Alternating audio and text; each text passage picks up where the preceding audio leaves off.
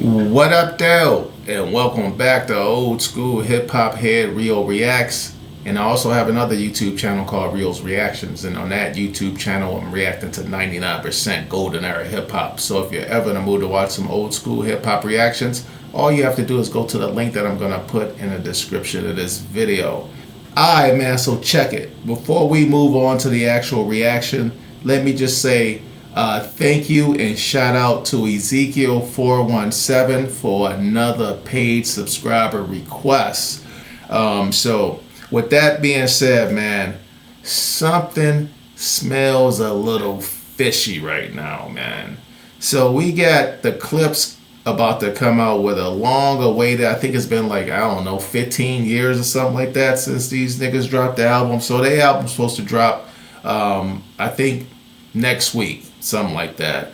And it looks like here we got Pusha T starting a little skirmish with Travis Scott.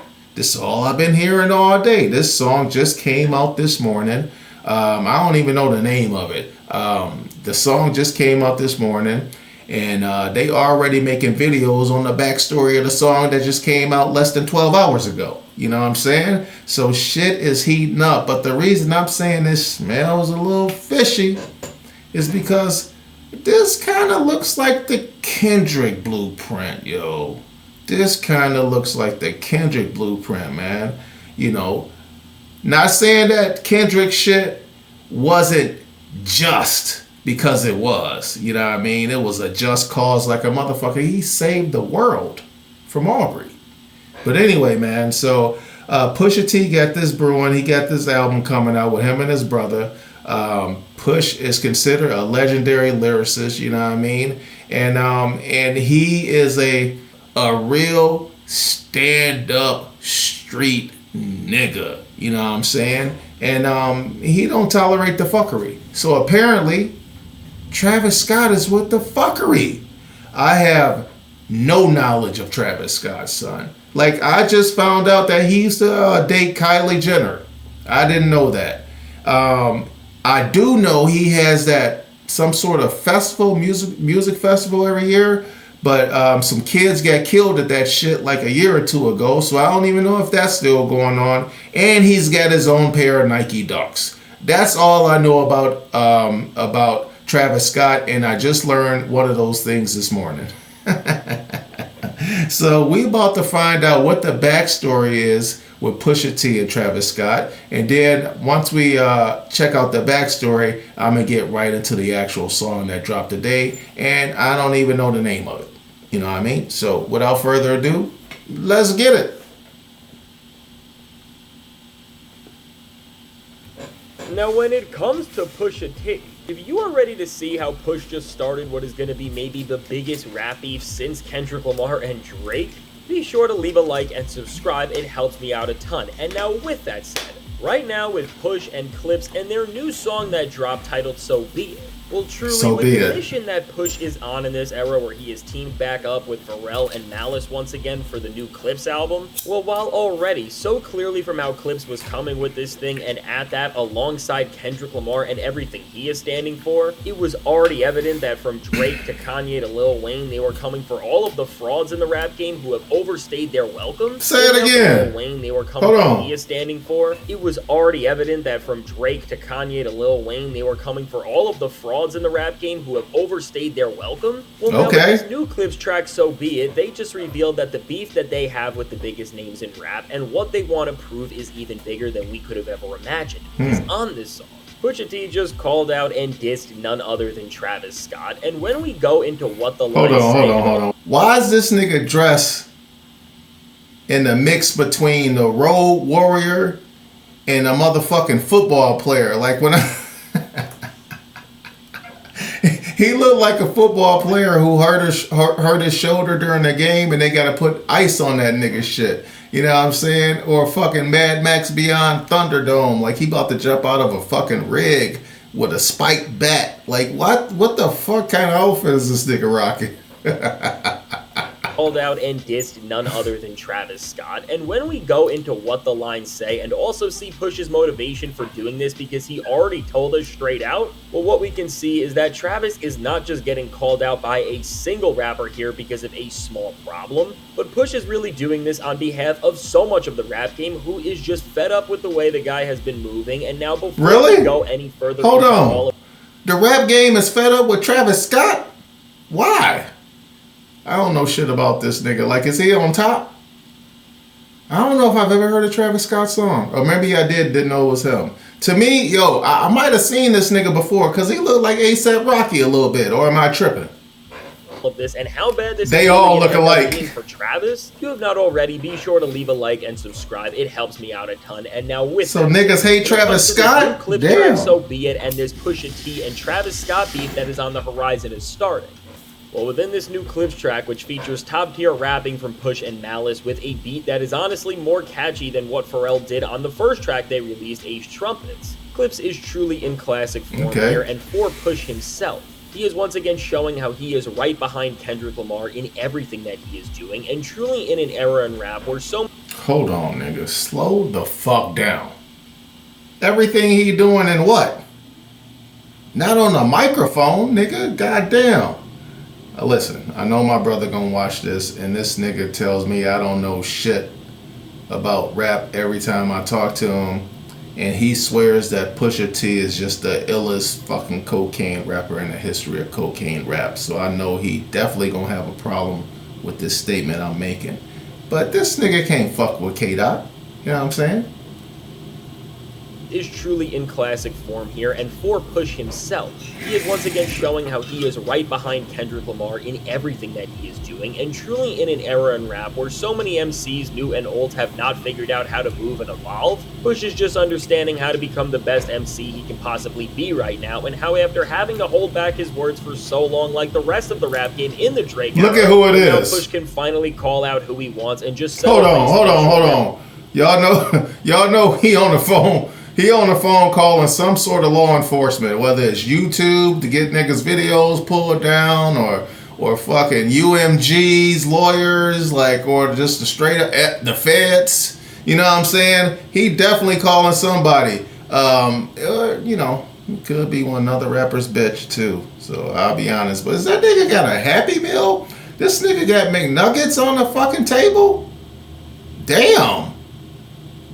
What is that? Tim Hortons or McDonald's? Anyway, my bad. Y'all know I hate this nigga.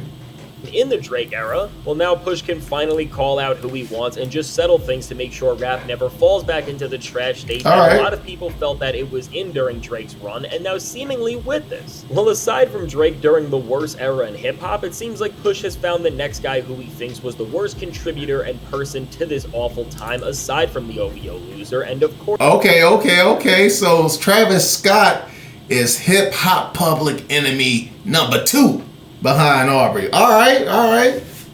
The worst contributor and person to this awful time, aside from the OVO loser, and of course that happens to be none other than Travis Scott. And now specifically, what Push said to start this... That nigga like A$AP Rocky. Are the lines, "You cried in front of me, you in front of me, Calabasas took your pride in front of me. Heard Utopia had moved right up the street and her lip gloss was poppin', she ain't need you to eat." And now with these disses, man, they are cold, and Travis has never...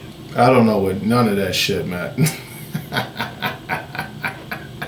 But if there's a backstory, I wouldn't know, because, you know, I don't know what type of beef these niggas got going on. Need you to eat. And now with these disses, man, they are cold, and Travis has never been faced with something like this in his entire career. Because here, Push is really trying to break down Travis as a man in every way he possibly can by saying that he has no morals or loyalty or anything respectable like that. And then he even throws it... Sounds familiar. He's got no what? He don't know nothing about that. And that he has no morals or loyalty or anything respectable like that. And then he even throws in some digs which are clearly referencing how he fumbled Kylie Jenner, which makes all of this even worse. And I am sure he fumbled her? exactly what he was trying to do happened? here and how he was trying to get under his skin and aggravate him. And now, while in most times in this era, an MC will just say something like this and make us figure out the rest of why this is really all going down, for Push, he already had a GQ interview ready to release with this song where he made sure to let everyone know why he was dissing Travis Scott in the first place. And there's a lot going on in this goddamn GQ interview. In the same GQ interview 2 weeks ago or a week ago, it was leaked out or announced that he was having beef with the record label Def Jam because of a fucking Kendrick verse, and they didn't want the verse on there, so they threatened to leave the label. All kinds of shit went down. The album was postponed like fucking a year or something like that. But at the end of the day, he won out as an artist. They kept their shit. I think they went to that shit Jay-Z got. I can't even remember the fucking name of it. Live Nation. They went over there, and now the shit's coming out next week. So, man, this is one hell of a fucking article or interview with GQ. This shit might win a Pulitzer.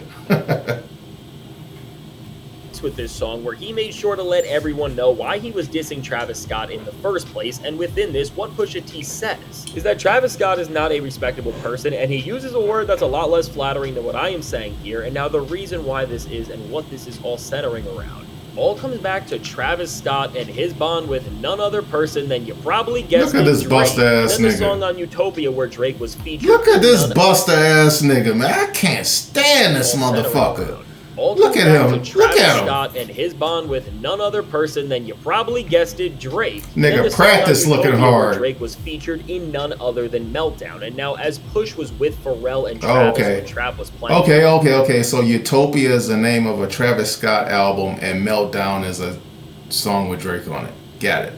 Other person than you probably guessed it, Drake. And then the song on Utopia where Drake was featured in none other than Meltdown. And now as Push was with Pharrell and Travis when Trap was playing Utopia for him, what we go on to find here is that Travis played Utopia for them, but left out Drake's Meltdown verse, where of course he dissed Pharrell and also Pusha T pretty much in the process. And now what Push had to say about this is specific. That's some whole ass shit. But left out Drake's Meltdown verse, where of course he to find here is that Travis played Utopia for them, but left out Drake's Meltdown verse, where of course he dissed Pharrell and also Pusha T pretty much in the process. And now what Push had to say.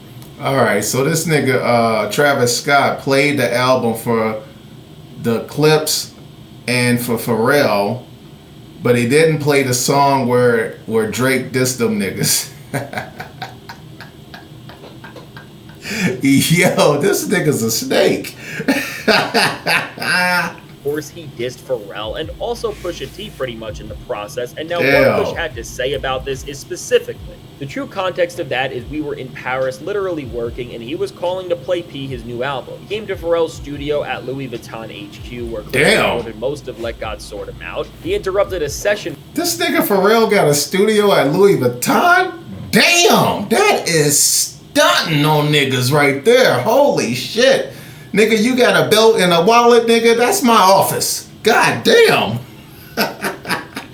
In Paris, literally working, and he was calling to play P his new album. He came to Pharrell's studio at Louis Vuitton. That's crazy. Where Clipse recorded most of Let God Sort Him Out. He interrupted a session, Pusha recalled. He sees me and Malice there. He's like, oh man, everybody's here. He's smiling, laughing, jumping around, doing his monkey dance.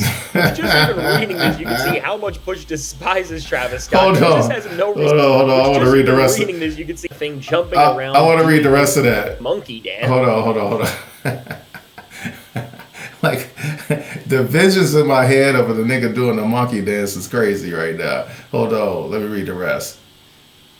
We weren't into the music, so they wasn't feeling the shit, but he wanted to play it. Oh, he wanted to film these niggas. Niggas do everything for the fucking gram, yo, for social media to film it. God, everything ain't to be fucking filmed. Okay, he wanted to play it, wanted to film us and Pharrell listening to it. And then a week later you hear Meltdown, which he didn't play at the time. He played the song, but not Drake's verse. Oh, okay, so he played the song. That makes it even worse. But he didn't play Aubrey's verse. Oh, man, that nigga's a snake-ass nigga. Yeah, that nigga, I could just picture him like running over to his phone and hit fucking fast forward before Aubrey's verse came on. You know what I mean? He probably's like, oh, we ain't done with that one yet. You know what up? Damn, this nigga Travis Scott is slimy, son. And which just even reading this, you can see how much Push despises Travis Scott and just has no respect for him, period. And then he goes on to say we weren't into the music, but he wanted to play it, wanted to film us and Pharrell listening to it. And then a week later, you hear Meltdown, which he didn't play, and he played the song, but not Drake's verse. And now following this up, Push goes on to say that he sees Travis as someone who aligns with whoever's hot, regardless of past affiliations or loyalty, and he went further into this and why he just despises the saying that he doesn't hold Travis to any standard because as he sees it, Travis has a pattern of remaining conveniently neutral when it suits him. He's done this a lot. He has no picks. He'll do this with anybody. He did it with Sick. That's against the rules, B. You can't do that. You can't do that. You can't be over there kicking it and fucking chilling with the ops as much as you be over here kicking it and chilling with us, nigga. I don't know what the fuck you up to, you fucking Benedict Arnold, fucking double agent ass nigga. You know what I mean? Like, you can't be a fence sitter in the streets or the rap game. Pick a side, nigga. Pick a side. Travis to any standard because as he sees it, Travis has a pattern of remaining conveniently neutral when it suits him. He's done this a lot. He has no picks. He'll do this with anybody. He did it with Sicko Mode, on which Drake seems to diss Kanye despite Travis's close ties to him. And then it says that Pusha referenced last spring when Travis joined Future and Metro on stage and excitedly asked them to tease like that. The song's incendiary Kendrick Lamar verse ignited Kendrick's beef. Damn, yo. Drake should be mad as a motherfucker too. If that's the case, if I was Drake and I heard that shit, I'd be pissed at this nigga too.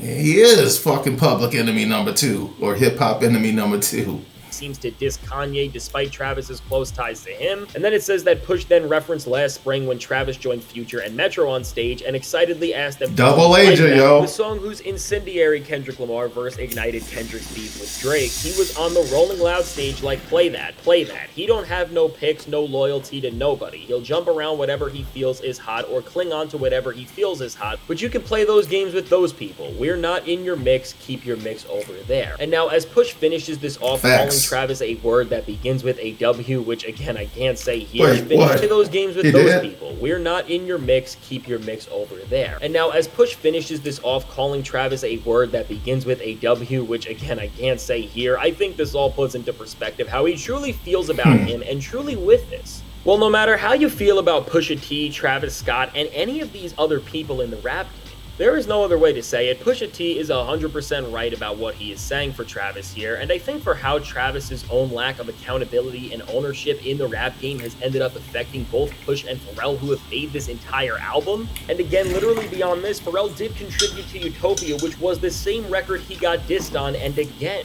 there is no other way to put it. That is a lane on Travis. Damn, hold on.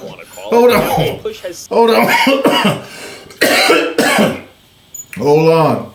That's my nigga Squeeze Reacts would say. Yo, so wait a second.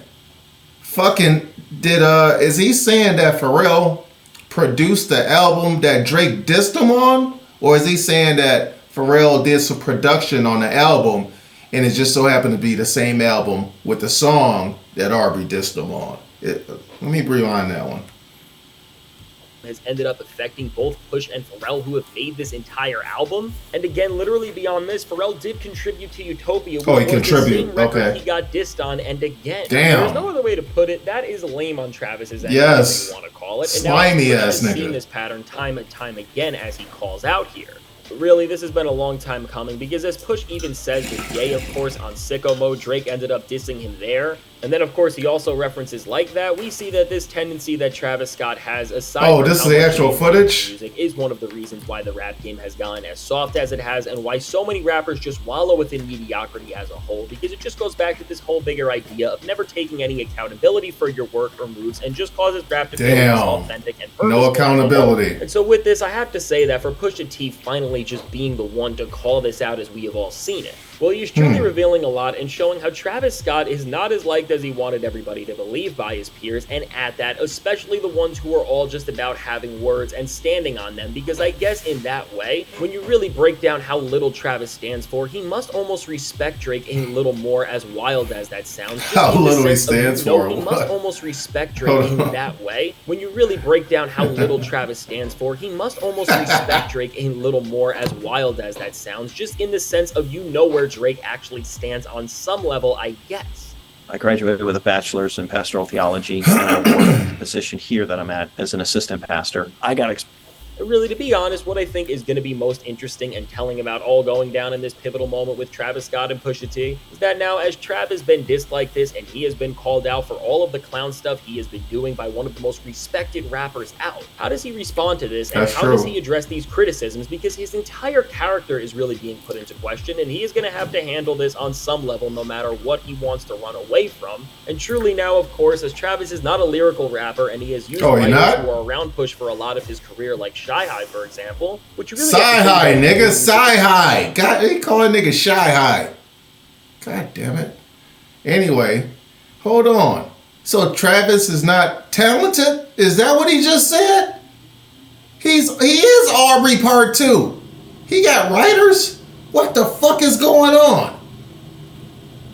Is really being put into question, and he is going to have to handle this on some level no matter what he wants to run away from. And truly now, of course, as Travis is not a lyrical rapper and he has used writers who are around Push for a lot of his career, like Shy High, for example, which you really have to think about good music lineage around away from. And truly now, of course, as Travis is not a lyrical rapper and he has used writers who are around Push for a lot of his career, like Shy High, for example, which you really have to think about with the good music lineage and just their working past in general, is the question around if there is a much bigger play at hand here with all of this from Push, which could be to expose Travis's flaws as a writer and rapper, and maybe truly end his career with something very similar to the story of Adidon, and maybe is even worse than what he did to Drake. Because truly, if we remember, the last time Push did something like this, it was when he dropped Infrared, which was on Daytona, which really was a way that he was able to get Drake to come out and engage in a lyrical back and forth in the first place. And of course, we all saw how that ended. I don't think I heard that. Adidon, so really, I have to give Push a lot of credit for standing on his words and choices in this era in rap, where everybody has tried to take that away, and a lot of people have just tried to avoid any sort of responsibility like we have seen with Travis Scott. Now, as we wait and go forward to see what all of this truly becomes for Pusha T and Travis Scott in this beef, really all we can do is just wait and see how Travis handles this, and maybe even if Push has a greater plan as a whole, that no matter how Travis moves forward and responds, maybe Travis's career is already going to change forever for just being a clown for too long, and he has absolutely no idea.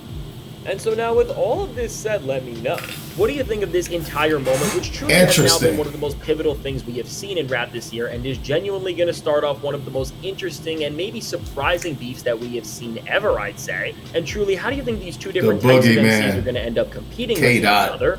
And now, genuinely, whether maybe Travis decides to drop Jack Boys 2 right around when this Clipse album drops to try and have some sort of an album showdown in a classic fashion, or maybe Travis actually tries to get in the booth and have a competition with Pusha T and try to move back and push on some of the things that he said to try and discredit his character. There is so many different ways this competition can go, and it really is going to be like something we have never seen, just considering how different I want to rewind that part as a whole. And now with this, who do you think will win? All right, I want to go back to this last minute.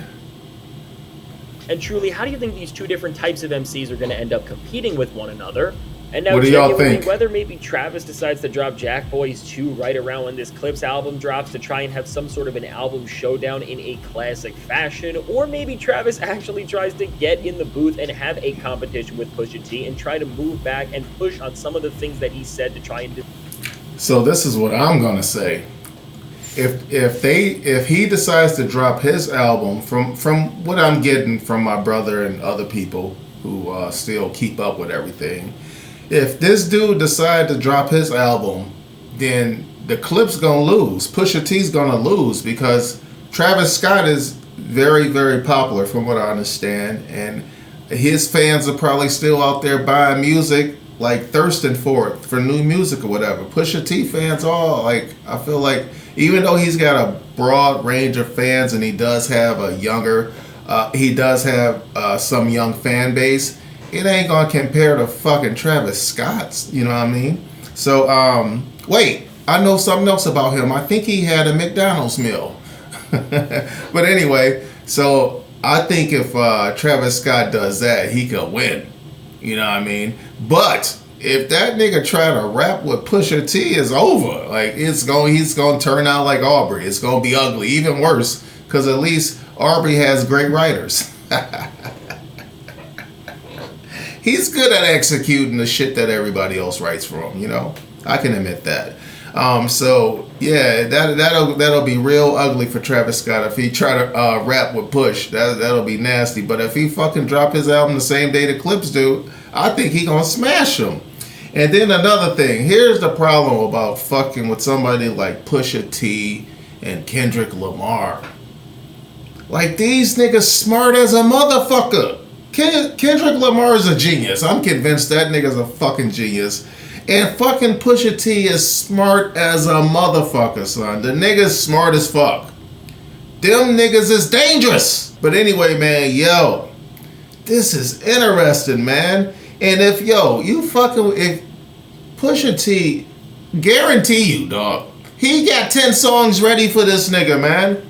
He got 10 songs ready for him. He gonna have 5 in one direction and 5 in other direction. So whichever fucking direction this nigga try to go, it's gonna be a massacre.